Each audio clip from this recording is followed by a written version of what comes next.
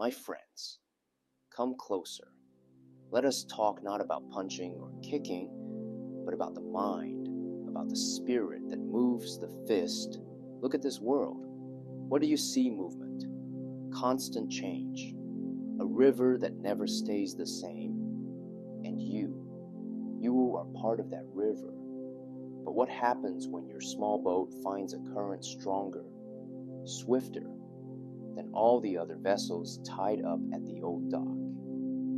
This is a deep thing we talk about today, the danger of outgrowing everyone around you.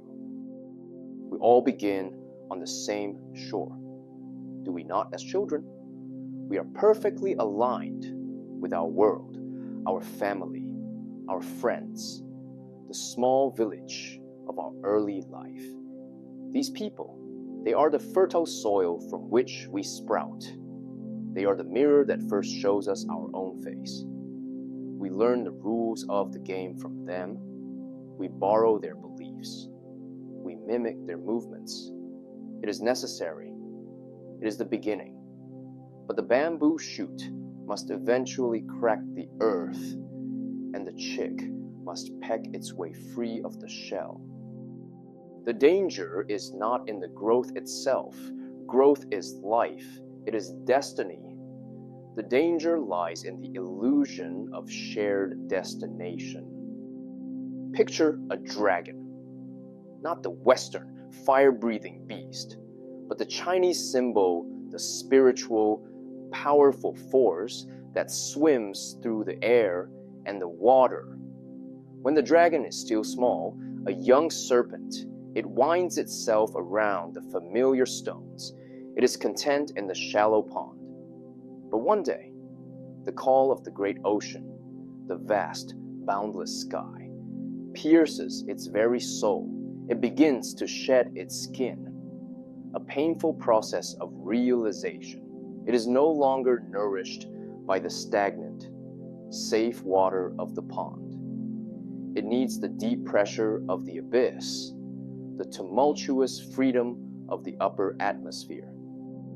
The people in the pond, the old, comfortable circle, they look up. They see the scales growing brighter, the posture becoming more vertical, and they whisper. They do not understand the need for the ocean. They only see a potential absence. They say, why does he leave the safety of the known? Why is he always seeking, always changing? Why can he not just be content? This is the first sting of solitude. When you choose the long, uncertain climb over the easy, mutual comfort of the plateau, you are choosing a path that only you can walk. Your old friends, their love and intention are perhaps pure, but their gravity is immense. They are rooted in a certain way of thinking, a certain ceiling of possibility. They define success, happiness, and meaning by the yardstick they know. And when you pick up a new, longer yardstick, one marked by endless, invisible measurements, they see you as an alien. The danger, you see, is threefold. First, the subtle sabotage of the soul. This is not malice. It is fear cloaked in concern. You work too hard, Bruce. Why not just enjoy life a little? That goal is too ambitious. Be realistic. These words are like small weights, tied to the wings of a bird, trying to learn flight. They don't want to see you fail, but more profoundly, they don't want to see you fly so high that they become irrelevant to your altitude. They want to keep you in a comfortable range where they can still relate, still advise, still feel like you're equal. And if you listen too long, you will unconsciously trim your own wings to fit back into their cage of expectation. Second, the Echo Chamber of Stagnation. When everyone around you is in agreement, when no one challenges your latest thought or your deepest conviction, your growth halts. The water must be disturbed to be clean. The sword must be struck against the anvil to gain temper. If you are always the fastest, you will never know your true speed. If you are always the wisest, you will never know your true ignorance. Your environment becomes a pleasant but suffocating echo of your current self. You need the friction of minds that move differently, not the soft affirmation of those who think identically. The old, familiar circle, once your foundation, becomes your ceiling. And third, the deepest danger, the loss of the humble heart.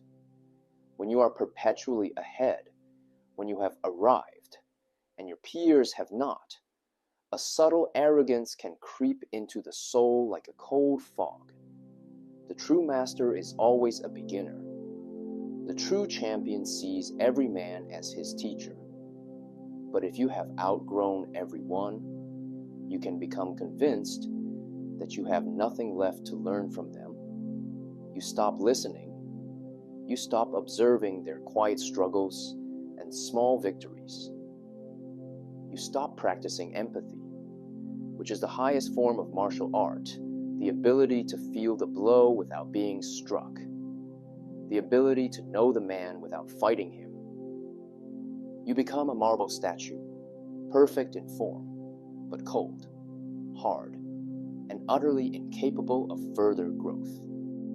So, what is the answer? We cannot stop the river of our own development. To stop moving is to begin dying. We cannot be rude or dismissive. We must recognize the honest roots that held us for so long. The answer is to become the water. Water adapts. It flows. It can fill a teacup or carve a canyon. When you return to the pond, you must not be the arrogant ocean, but the humble rain. You return to nurture, not to preach. You listen to their simple stories with the same focus you would give to the profoundest sutra. You offer your best, not in the expectation of equal return, but in the pure spirit of the giving. You let your actions, your calm, your peace be your only sermon. And sometimes you must simply look at the shore, offer a silent bow of gratitude for the safe harbor it once provided, and then push off into the limitless, lonely expanse of your own becoming. This is the journey of the integrated man, to be fully in the world, yet never entirely of it, to feel the sting of the outgrowing, the loneliness of the summit, but to never let it turn into the arrogance of isolation. The true master of life is always alone, but never truly solitary, because he is connected to the whole. He has made his peace with the silence that surrounds all great works. To embrace the profound solitude that comes with accelerated personal growth, this is to understand the nature of the bridge. Look at a bridge. It is a necessary structure, built to span a gap, to connect two masses of land, but the bridge itself stands alone. It cannot move to the other side. It is defined by the space it overcomes. When you outgrow your original circle, you become a bridge. You have already moved. You have reached a new mass of understanding, a new altitude of being. Your old friends, they are still on the shore you left. You must offer connection, but you must accept that the very essence of your new reality, the tension, the height, the sheer architectural ambition of your life is now fundamentally different from their reality. They are building small fires for warmth on the beach. You are mastering the wind currents on the mountain top. Both are necessary activities for survival. but they operate on vastly different scales of energy and attention. This disparity creates what I call the tragedy of misunderstood language. When you speak, you are using the same words, but the meaning has shifted. When they talk of freedom, they mean financial independence, a long vacation, or release from a boss. When you speak of freedom, you mean release from the illusion of self, independence from conditioned thought, the boundless spontaneity of a mind unburdened by past or future. The language sounds similar, but the frequency is off. It's like two radios tuned to stations separated by 1,000 miles. They hear static and distortion, while you are listening to a symphony. And here lies the practical challenge. Where does the new energy come from? Growth requires fuel, and the most potent fuel is inspired exchange. The spark that ignites a new idea, the friction that polishes a raw thought, comes from equal, vigorous, and honest interaction. The old circle, though cherished, can no longer provide this necessary nutritional density. They feed you comfort food, warm, familiar, but lacking in the complex vitamins your spirit now craves. You are looking for a meal of rare spices, sharp challenges, and new perspectives. This forces a choice, a difficult one that most people avoid, the courageous cutting of the unnecessary ties. Understand me, I do not speak of rudeness or betrayal. I speak of energy economics. We have a limited amount of breath, a finite pool of attention. If you spend too much time trying to explain the flight of the eagle to the field mouse, you miss the moment to practice your own wings. You must learn to distinguish between the tie of love and the tie of leeching. Love is unconditional, accepting you even in your absence, wishing you well even in your distance. It is a beautiful, unbreakable thread. Leeching is conditional. It demands your presence, your validation, your time, not for mutual enrichment, but to keep their own sense of reality intact. It is a subtle, invisible chain that binds your feet to the floor. The man who outgrows his circle must become an expert surgeon of his own social life. He must gently, lovingly, and definitively sever the chains of leeching. This separation is less about rejection and more about a declaration: I respect my path, and I respect your reality, but they no longer intersect at every hour of the day. It is a hard decision because it often involves standing alone. But remember the ultimate truth of the martial artist. The ability to be alone is the prerequisite for true connection. You must be whole and complete within yourself before you can truly engage with another whole, complete person. The danger of outgrowing everyone is simply the danger of not finding new anchors, new points of reference that challenge your ascent. If you don't actively seek out people whose mountains are higher, whose understanding is deeper, whose commitment is fiercer than your own, you will begin to circle. You will begin to mistake your own echo for new wisdom. Look for the masters, not the ones who advertise, but the ones whose very silence speaks. The ones who move with a stillness that suggests an immense inner power. These are your new circle, your new sanctuary of high standards. They do not praise your past victories. They only challenge your next movement. They do not coddle your fears. They demand your maximum potential. To embrace the solitude is to step onto the summit. And while the view is breathtaking, the air is thin. You will find that only a few can survive that altitude. But those few are the mirrors you need to show you the next peak. The journey is not over simply because you have surpassed the starting line. The true test of the dragon is how high it can fly without losing its connection to the earth below. This balance, the connection to the old, the engagement with the new, and the fearless acceptance of the lonely middle is the true dance of the integrated man. Let us consider the practical application of this solitude.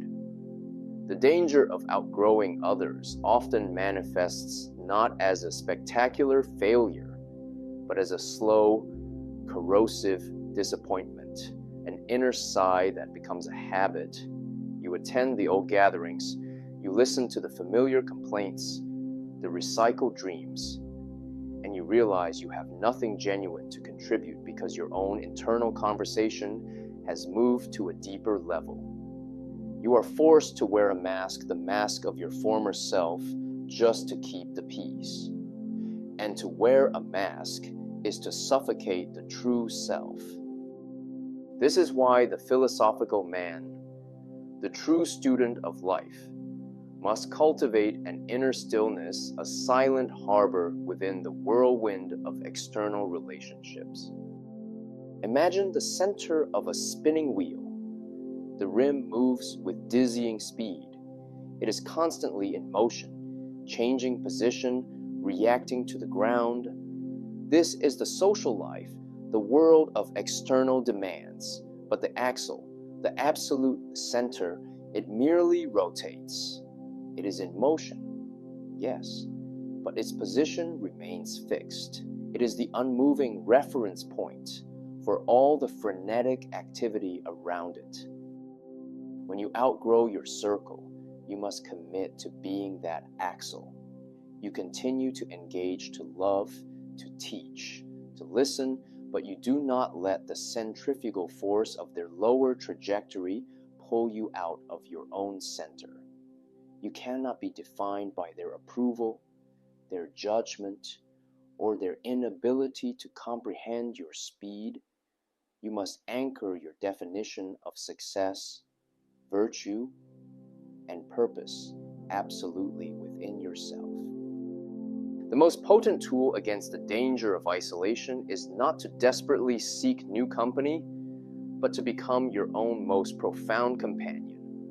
Know thyself is the only antidote to the sting of loneliness. When you are rooted in this deep self-knowledge, you understand that your journey is unique, your timeline is your own, and your worth is not a collective consensus. This journey of outgrowing demands that you become fiercely non-reactive.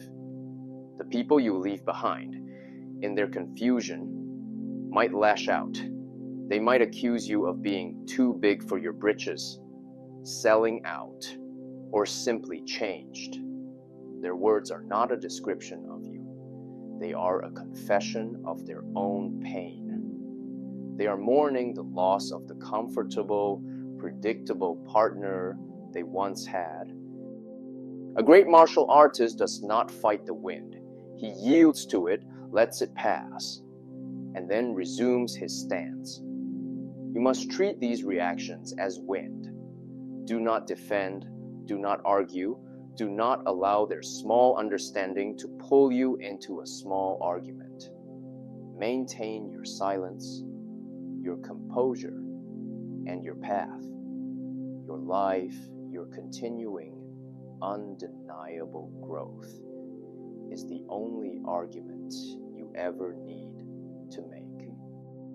The beauty of this philosophical solitude is that it prepares you for the true teachers, because when you are finally quiet, when the noise of the crowd is gone, you begin to hear the universe speaking in subtler ways. You learn from the way the water runs over a stone, the perfect economy of a falling leaf, tireless rhythm of the seasons, these non-human teachers have no agenda, no jealousy, no small expectations. They only present the absolute truth of their nature. And this leads to the practical insight: never close the door on the old, but never be afraid to step into the corridor of the new. Keep your heart open to those you've surpassed. Be a clear pool of water for them to see their own reflection, but do not let them muddy your depths. The true danger is in becoming so refined, so philosophical, that you become brittle. The Grand Master must be able to move with a child, to teach a beginner, to eat a simple meal and find it profound. If you become too precious about your growth, you stop being able to connect to the raw, beautiful mess of life. The danger of outgrowing everyone is the danger of becoming a ghost, a figure whose ideals are too high to touch the ground. We are men of flesh and bone. We must live in the world, not above it. The highest achievement is not to isolate yourself on a mountain of perfection, but to come down and walk among the people, moving with a strength that is so quiet it is mistaken for gentleness. Remember, the ocean contains all the small rivers. It does not judge them. It simply is. Become the ocean.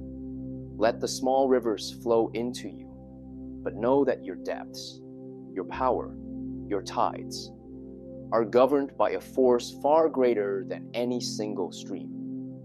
The loneliness is simply the sound of the wave cresting before it crashes onto the shore of the next great realization. Embrace the crash, embrace the sound. It is the sound of you becoming. The final, and perhaps most subtle, danger in outgrowing your peers is the temptation to see your own path as the only path. The moment you declare your way of growth to be universally superior, you have stopped growing. You have traded the freedom of the river for the rigid form of a mold. Look at the principle of yin and yang. Opposites, yet inseparable, constantly flowing into one another. The white contains a dot of black. The black contains a dot of white. This means that even in your highest moment of insight and clarity, the yang of growth, there must be a recognition of the small, dark kernel of what you still do not know, what you still lack, what you still need to learn from the world you've surpassed, the yin of humility. The old circle, the people you have moved beyond, they still hold a vital lesson. They are the ground. You are the sky, the wind, the infinite possibility. But without the ground, there is no reference for flight. Without the simple, earthy reality of their struggle, your own philosophical ascent becomes an abstract fantasy. The danger is becoming a philosopher without a body, a thinker who can talk beautifully about transcendence, but cannot simply chop wood or carry water with mindful presence. The true master, the truly integrated man, embraces a principle I call the art of the empty cup. You may have achieved great success. Your cup may be overflowing with new wisdom and experience. But when you return to your old village, you must metaphorically empty your cup, not to receive their simple water, but to be receptive to the small, specific truth that their reality still holds. Perhaps they teach you patience because you see their slow, gradual process and realize not everyone can move at your speed. Perhaps they teach you simplicity because they find profound joy in the small things you now rush past in your pursuit of the grand. Perhaps they teach you unconditional connection, because despite your differences, their loyalty remains a pure, uncalculated fact. When you outgrow your circle, you often trade depth of feeling for breadth of knowledge. You must not let this exchange lead to an emotional hollowness. The simple, honest heart of a friend who remembers you before the titles and the achievements that is a treasure. Do not crush it under the weight of your new intellectual armor. This is the ultimate test of the outgrown individual. Can you carry your immense power lightly? If you carry your power like a heavy sword, you will exhaust yourself and you will intimidate everyone around you. But if you carry it like water fluid, formless, adapting to every vessel, then you can share your strength without imposing your superiority. Practical reflection demands a daily audit of your intent. Ask yourself, am I seeking to impress or to connect? Am I listening to respond or to understand? Am I using my growth as a shield or as a bridge? If the answer to the first part of any of those questions is yes, you are indulging in the danger of outgrowing. You are letting ego hijack your solitude. You are using your success to justify your coldness. The deep loneliness that comes with the summit is not a punishment. It is a gift of time. It is the universe giving you a clear, quiet space to develop your inner life without the constant distraction of mutual validation. Use that time well.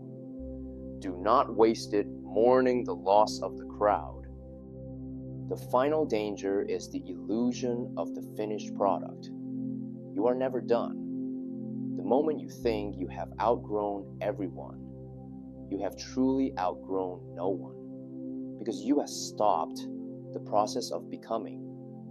The true dragon is always flying higher, always shedding an older, smaller skin.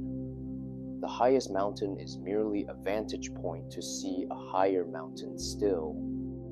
So, walk your path with fierce commitment, but with an equally fierce humility. Accept the solitude. It is the crucible where strength is forged. Cherish the quiet moments where you have only your shadow for company. Your shadow, after all, is the perfect student. It never argues. It only follows, perfectly mimicking your discipline and your movements. Do not be afraid of the distance you create. Distance is necessary for perspective. A great painting cannot be appreciated if your nose is pressed against the canvas. Step back. See the whole composition of your life and know that the love, the true and pure connection, it is never truly lost. It simply changes form. It becomes less about shared activities and more about a shared spirit, a mutual respect for the boundless journey of the soul. Go forth, be a force, and when you look back, look with gratitude, not with regret. The wind is waiting.